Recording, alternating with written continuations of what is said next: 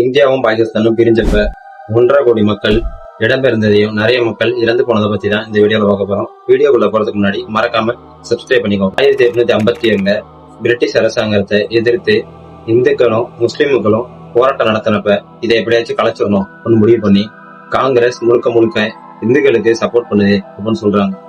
இதை நம்பிட்டு அகில இந்திய முஸ்லீம் லீக் அப்படின்னு ஒரு கட்சியை ஆரம்பிக்கிறாங்க. அதுக்கு தலைவரா முகமது இக்பாலையும் மற்றும் சௌத்ரி ரஹ்மத் அலி இவங்களை தலைவரா போடுறாங்க. ரஹ்மத் அலி பாகிஸ்தான் பேரை சொல்றாரு.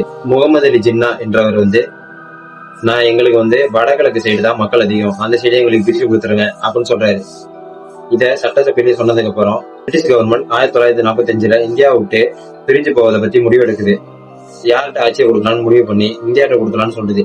அப்போ கல்கத்தால முகமது அலி ஜின்னா மிகப்பெரிய போராட்டம் நடத்துறாரு. அந்த போராட்டத்துல லட்சக்கணக்கான மக்கள் இறந்து போறாங்க. இது நாடு முழுக்க பரவுது.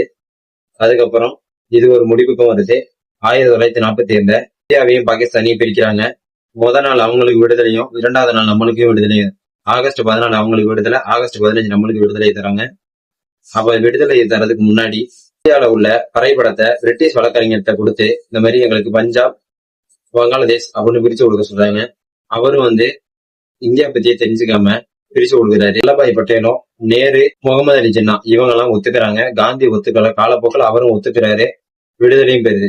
ஆனா இத அப்பயே யோசிக்காம இப்ப யோசிச்சதுக்கு அப்புறம் 1971 இந்தியா பாகிஸ்தான் போர் நடக்குது. அதுல இந்தியா வெற்றி பெறாங்க.